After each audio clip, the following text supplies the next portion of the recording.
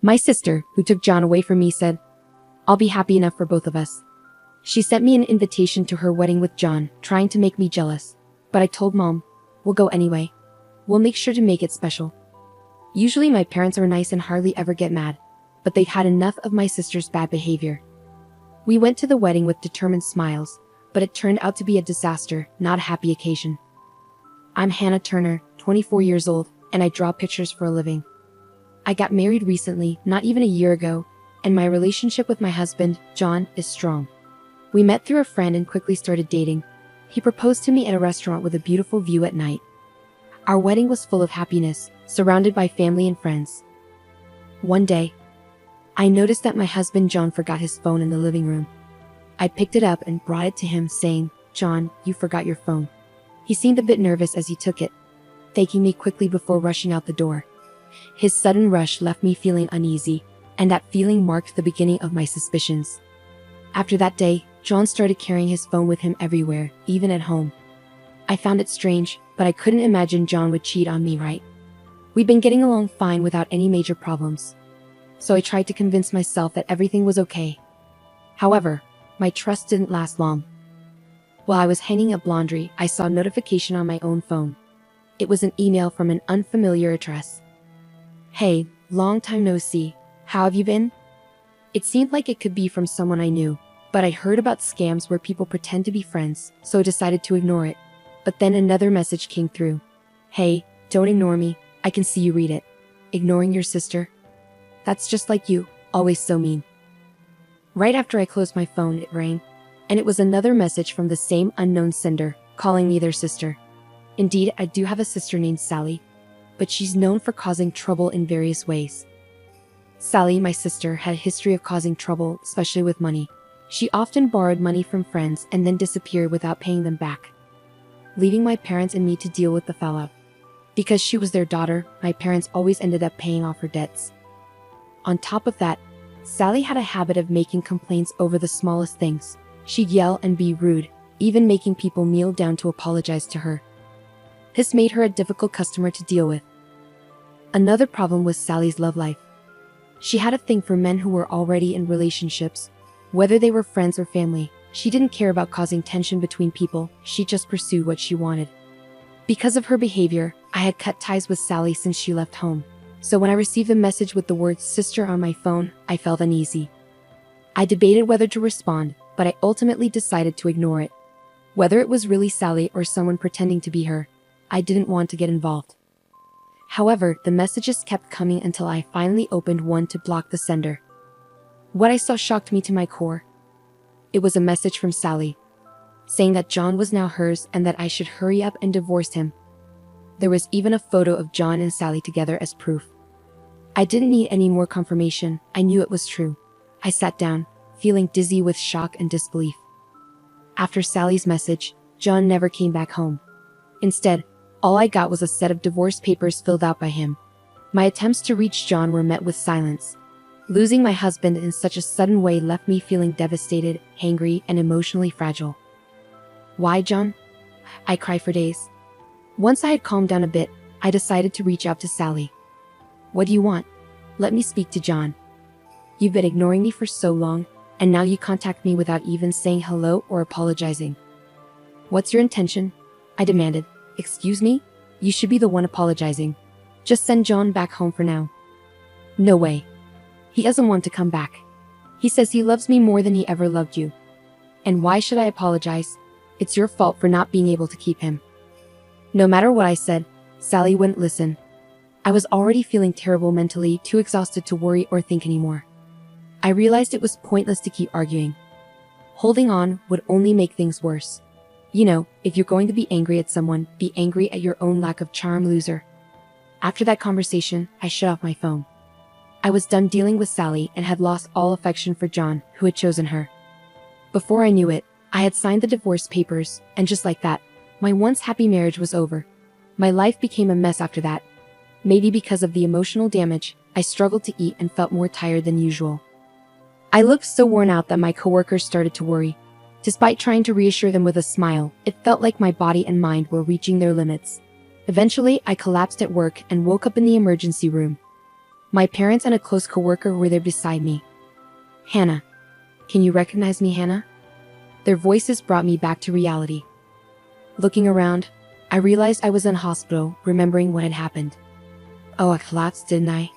My dad sighed with relief. We were so worried when the hospital called. Are you working too hard? He asked. But deep down, I knew it was the stress from John and Sally. Maybe, I muttered, and my mom quickly called for a nurse to get a doctor. After a checkup, they decided to keep me in the hospital for observation. Are you eating properly? Getting enough rest? My dad bombarded me with questions, clearly worried. I assured him I was okay.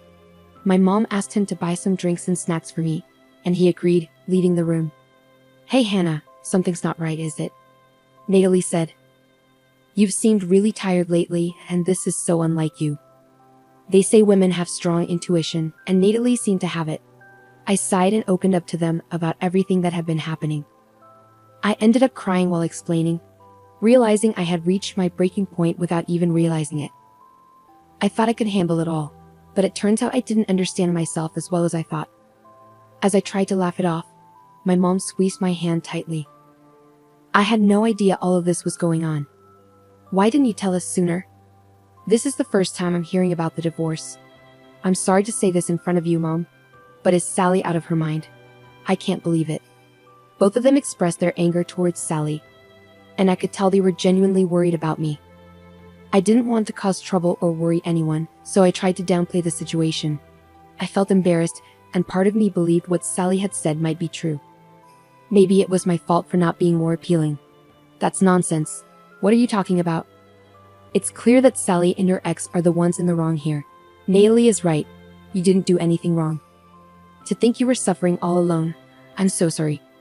Both of them looked like they were on the verge of tears. I regretted not relying on the people around me more. My mom suggested that I come back home for a while considering my mental and physical state, and after the doctor also recommended rest. Natalie took care of the paperwork at work with my medical certificate. When my dad returned with drinks and heard about me resting at home, he immediately agreed that it was a good idea. Natalie managed to explain everything to my workplace, and HR assured me, "You've got plenty of paid time off saved up, so take your time off to rest." After thanking Natalie, she reassured me that she'd be there for me, and I should lean on her whenever I needed. Over the next few days, I stayed at my parents' house. Natalie came to visit occasionally, and I could feel my mind and body gradually recovering. I realized that keeping everything bottled up inside wasn't healthy. Today, as Natalie and I were enjoying cake prepared by my mom, my phone rang, piquing my curiosity. I opened it, and my heart raced. "Hey there, how are you doing? Thought you might be wondering about us, so I decided to reach out." It was Sally, who I hadn't spoken to since the fallout. I regretted letting my guard down and checking my phone. Natalie noticed the change in my expression. "What's wrong? Are you okay?" Yeah, I'm fine," I replied, but it was clear something was off. Natalie asked if she could see my phone. I didn't want to worry her, but I had just realized that bottling things up wasn't good. So, I nodded and handed her my phone.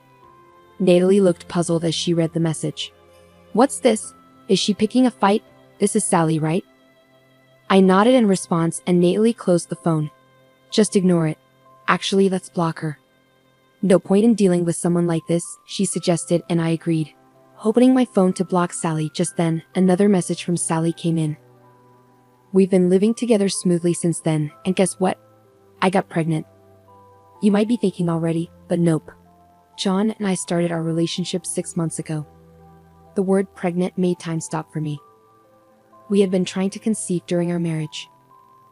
It would be great if we could be blessed with our baby soon, we used to say. Reading this message hurt deeply. Tears started flowing, and Natalie, seeing me cry, took the phone from my hand. After reading the message, she yelled, "What? I can't believe this. I'm so mad I could explode. We should sue them." Suing was something I had considered when I first received the message, but now, I didn't have the energy or will to pursue it. "I just don't want to deal with this anymore," I muttered, and Natalie calmed down. "Sorry, I got too emotional." "You're right. It's best not to get involved." Natalie's comforting back rub felt so kind, and I cried a bit more. Then my mom came into the living room, having seen what happened. "Hey Hannah, Actually, I haven't told your dad about this yet. I understood what that meant. Knowing this would infuriate my dad. But I think it's time we told him. My mom's solemn words struck me deeply. I took a moment to think. I also believe it's time to talk about it. This is just too much, I concluded. Natalie's words convinced me too. So I decided to let my mom talk to him. My mom said she would talk about it, so I decided to leave it to her.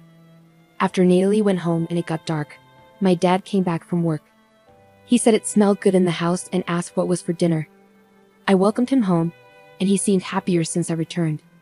Mom said Dad's mood had improved, and she was glad I was back. Her words made me really happy, knowing I had a place where I felt calm. But today, Mom looked serious when she talked to Dad. She said they needed to discuss something important, and Dad understood, becoming serious too. Then Dad mentioned it was about me, and I could see kindness in his eyes, which almost made me cry. After explaining everything to Dad, he seemed calm but a bit angry. He told me not to block Sally yet, even though I didn't have to read her messages. He must have had his reasons.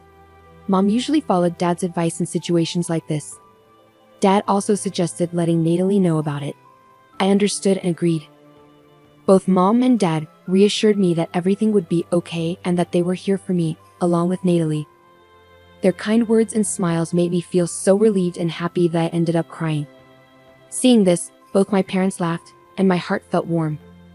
That night, I told Natalie everything, and she said, "It's wonderful you have such supportive parents, and remember, you've got me too."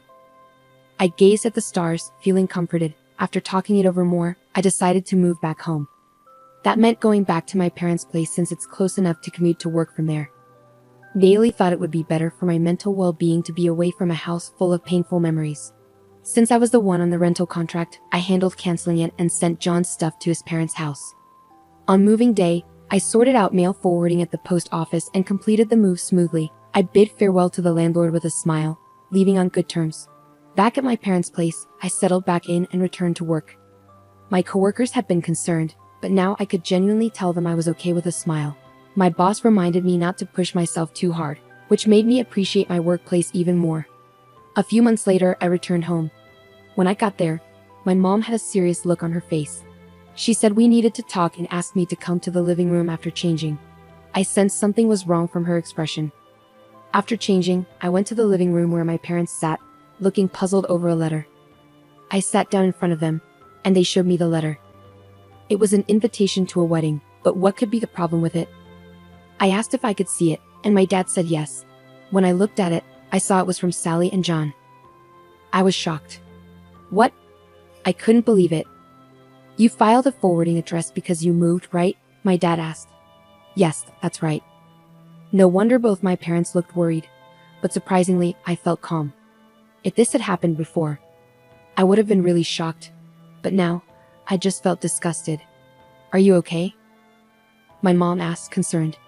Dad was also watching me. "Somehow, I'm better than I expected. I just feel disgusted. I wonder how far they want to go to insult me, right? Even if she's my daughter. This is too much for me to handle," I said.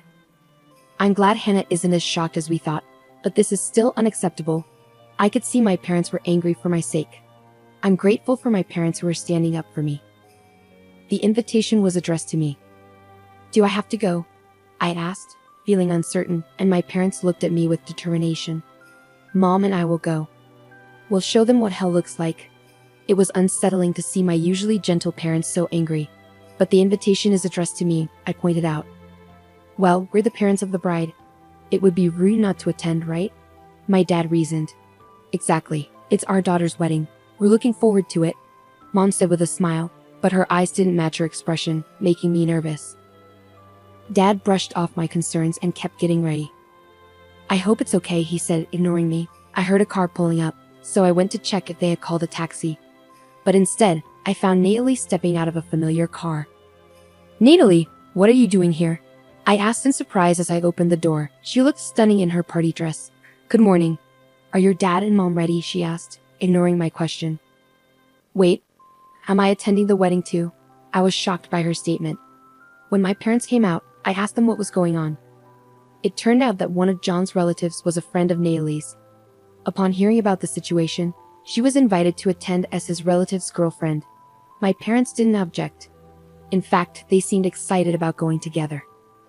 As I pondered what they were up to, Natalie said, "I can't just sit back after what happened to Hannah. You get it, right?"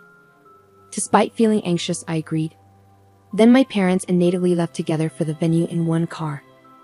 I thought about joining them, but Natalie seemed to sense my hesitation and said, "If you want to see, I can show you through a video call." So I stayed home and trusted them. But my curiosity got the best of me, and I reached out to Natalie for a video call. When they arrived at the venue, my parents and Natalie headed to the reception. Natalie was on the guest list, thanks to John's relatives' arrangement, but my parents weren't listed since they weren't officially invited. The receptionist went to check their names, and that's when Sally showed up. Sally was surprised to see my parents and couldn't hide her confusion. "Why are you here?" she asked. "Well, we're the parents. It's only natural for us to come," my parents replied. "There seems to be a mistake. We didn't receive an invitation," they explained, which made Sally force a smile. The invitation was actually meant for Hannah. Yes, we were surprised when Hannah told us about it. We had no idea about the wedding. Since Hannah couldn't make it today due to work, we came instead. It's fine to invite Hannah, but you should have sent one to us too. It wouldn't look good without the bride's parents, right? My dad pointed out, mentioning the lack of invitation twice. Though I couldn't see my parents' expressions through Natalie's video call, I could picture the scene in my mind. "Yes, I'm your daughter after all. Of course, you'd be happy." Sally seemed to genuinely believe my parents came for her sake. I thought she was delusional, I muttered to myself. Then John appeared. He turned pale at the sight of my parents. "Relax, John. They came to celebrate with us. They must really love me, especially since Hannah is like that," Sally reassured John, who seemed relieved and greeted my parents with a smile.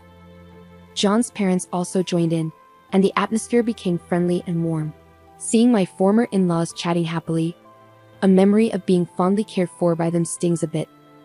I wondered if they were only nice to me because I was their son's wife, which was a bit shocking. Maybe it was indeed the right decision not to go, I murmured. And the scene shifted to the ceremony and then to the reception. At the reception, Sally and John made a happy entrance. Natalie occasionally asked me if I was okay, but surprisingly, I was fine, responding, "I'm okay." More than anything, I was worried about my phone's battery, but she reassured me she had a portable charger, well prepared indeed. When it was time to read the letter of gratitude to the parents, Sally started panicking because she hadn't expected her parents to come. Seeing this, my parents asked the MC for the microphone. Today, we weren't actually supposed to come, so it's understandable that Sally wasn't prepared. "As a surprise from us to you, we'd like to convey a message to our daughter Sally," my dad announced. The venue erupted in applause. Sally seemed relieved by the save and smirked, clapping exaggeratedly. "Dad, I'm so happy." Her exaggerated gratitude was annoying. I kept watching, feeling uneasy. Then my dad did something unbelievable with a smile. "Our surprise from us to you is this," he announced, and suddenly the doors of the reception hall opened, revealing several men standing there, all looking outraged. I watched the scene unfold, wondering what would happen next. Sally turned pale at the sight of them. Our Sally is so charming that she has received affection from many men. The kind Sally has responded to all these feelings, making her a pride and joy. And today, these gentlemen wanted to give us a prize, so we brought them here, my dad initiated, leading to the men storming the stage, expressing their anger. Sally tried to escape but was confronted with accusations like, "What do you mean you're marrying someone else? How much do you think I've spent on you? Pay back the money you borrowed." Sally turned pale and was nearly in tears watching this. Natalie coolly commented, "Wow," while I was stunned. John, confronting Sally with the "what's going on?" found her too shocked and flustered to respond. Then my mom grabbed the microphone and started talking. "Guess what? We have another surprise. As my husband mentioned earlier, our daughter Sally is really popular, even with other women." When Mom said this, a bunch of women in the crowd stood up. We invited those who wanted to meet Sally. After Mom spoke, the women went over to Sally. Suddenly, someone else grabbed the microphone and shouted, "You stole my man, and now you're trying to act all happy. Give me money for cheating with my husband. You disappeared as soon as I lent you money. Pay me back." Everything got chaotic. The reception room went from noisy to really chaotic. I bet the other guests were shocked, but they seemed more disgusted than surprised. It was scary to see my parents smiling through all this madness, and I realized this was the kind of reputation my sister had. Amidst all the chaos, someone else grabbed the microphone. "Sally, it's really nice to see such a lovely person becoming our son's wife." Surprisingly, it was my ex-mother-in-law who spoke up unexpectedly. I was puzzled, wondering what she meant. She went on. "It might not be as grand as the surprise Sally's parents prepared, but we also have something special for you." John seemed shocked by his mother's words. "What do you mean, Mom? Can't you see what's happening?" But his attempt to calm things down was ignored by my ex-father-in-law, who took hold of the microphone. "First, we want to thank Sally's parents for their thoughtful surprise. I happen to own a business, and we decided to remove John from his expected position as my successor. That's our surprise for you." "What? What's going on?" Sally and John were shocked. I remembered hearing about John being prepared to take over his dad's business during their marriage, so his dad's announcement was surprising. "What are you saying, Dad? You've made your own choices, cheated by your own will, divorced by your own will, and remarried by your own will. Someone who can make such commendable decisions should start your own business rather than take over mine. Don't decide on your own." "You said I was the successor." John looked panicked. "We're serious. You're already doing great on your own. Use your judgment to live your life from now on. With Sally by your side," his dad replied. "Exactly, I couldn't be prouder of having a son who can make such independent decisions." I was stunned. My ex-in-laws seemed to be laughing along with my parents, but their eyes didn't match their smiles. They seemed pretty angry. Natalie found the situation amusing. "They deserve it. I can barely keep from laughing. I'm just speechless," I said, and Natalie caught me up on what had happened while I was away. My ex-in-laws came to apologize. They truly considered me and my parents as part of their family. They had teamed up with my parents to plan this surprise retaliation. Natalie had been keeping in touch with my parents and had also heard the story from John's relatives, so she knew everything. Hearing this brought tears to my eyes, realizing I had so many people supporting me. "You're not alone, Hannah. There are so many people who care about you," Natalie said, trying to hold back her own tears. "How could we stay silent when someone we care about is hurting?" Yeah, I cried, unable to speak properly, just nodding. "Thank you," I managed to say finally. I saw my parents and ex-in-laws smiling kindly at me through the screen. Meanwhile, chaos continued at the venue, with the staff trying to calm down the disastrous situation. Then, a man stood up and made his way toward the stage. He stood in front of John, who then collapsed to his knees. After saying something to John, the man returned to his seat. "Hey, what did that man say?" I couldn't quite make it out from this far away unless he used a microphone. "Maybe I should go ask him directly," Natalie suggested and headed toward the man with her phone. "Excuse me," she said as she approached, and the man turned around. I was surprised. "Uncle?" It was indeed my dad's brother, my uncle. Natalie showed him the screen, and upon seeing me, my uncle looked surprised and very happy. "Hannah, are you okay? I heard about what happened today from your dad. It must have been tough. Thanks for worrying about me, but I'm fine. By the way, what did you say to John just now?" I told him that since I run this hotel, I'll be seeking compensation for the damages. The reception hall is a mess because of the bride and groom," my uncle explained. Both Natalie and I understood upon hearing his words. That's why John looked so pale. After chatting with my uncle for a while, I felt a bit more hopeful. Trying to spot Sally through the camera was tough because of the crowd surrounding her. This wedding had turned into anything but a celebration. Looking around, I noticed many guests leaving, including some of John's colleagues I recognized, who seemed puzzled as they left. I thought to myself, well, that makes sense, feeling somewhat relieved. The wedding ended in disaster, with Sally and John looking worn out and pale by the end. "And now, the bride and groom will leave," the MC announced. But by then, most of the guests had already departed, and only our parents, former in-laws, Natalie, and a few of John's relatives were left to applaud. When my parents came back home, I went up to greet them, and to my surprise, Natalie and John's parents were with them. I was a bit shocked but bowed to my former in-laws. "I'm sorry for not keeping in touch.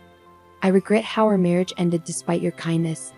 I apologized, feeling guilty for not reaching out to them after the divorce. My former in-laws, with tears in their eyes, placed their hands on my shoulders. "We should be the ones apologizing," they said. But I insisted it wasn't necessary and thanked them for their care during the marriage. After that, we all sat down for tea and had a pleasant chat. expressing gratitude for the wedding events and parting on good terms. I felt like I finally had closure and felt rejuvenated. A few days later, I received a message from Sally on my phone during work. I had forgotten to block her, but when I checked, it was a barrage of complaints. "You ruined our wedding. Take responsibility. Did you tell our parents? Are you jealous? Stop blaming me for your unhappiness, loser." Sally's message flashed on my phone. I sighed and turned to Natalie at the next desk. "Can I still claim alimony for the affair? She's practically giving me all the evidence herself, right?" Fed up with it all, I decided to hire a lawyer to claim alimony. I saved all the messages and images Sally sent and replied to her. "Thanks for providing evidence of the affair. A lawyer will be contacting you, so please stop contacting me directly." Sally freaked out. "A lawyer? What are you doing? Stop it." She began deleting the messages and images she'd sent. When I told her that I had saved all the evidence, she panicked even more and started apologizing. "Sorry, it was all lies. I'll leave Jan alone now that he's not going to be the CEO, and I won't say anything mean anymore. Please don't make me pay alimony. I already have debts. That's not my problem. I don't want Jan, and do whatever you want. Actually, maybe it's good you took him. I don't need a man who cheats. And in the end, you protected me. Thanks, sis," I replied before cutting off contact. After blocking Sally, she tried reaching out from different accounts, but I blocked those too. I quickly consulted with the lawyer I was referred to, and they acted swiftly upon receiving the evidence. Soon after, I started getting messages from John. It seemed things weren't going well with Sally. He sent me creepy messages like a lovesick Romeo, which I ignored and blocked. When he tried to contact me through the house, my parents handled it. Apparently, he got scared off by them, and hasn't reached out since.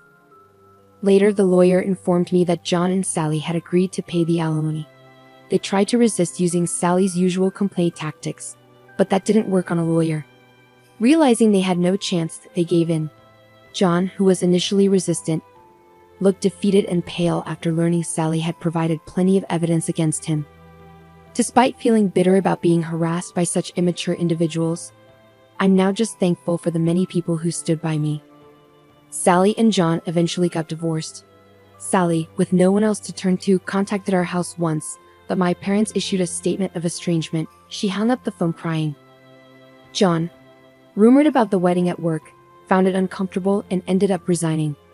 Unable to go back home, he's now getting by with part-time jobs.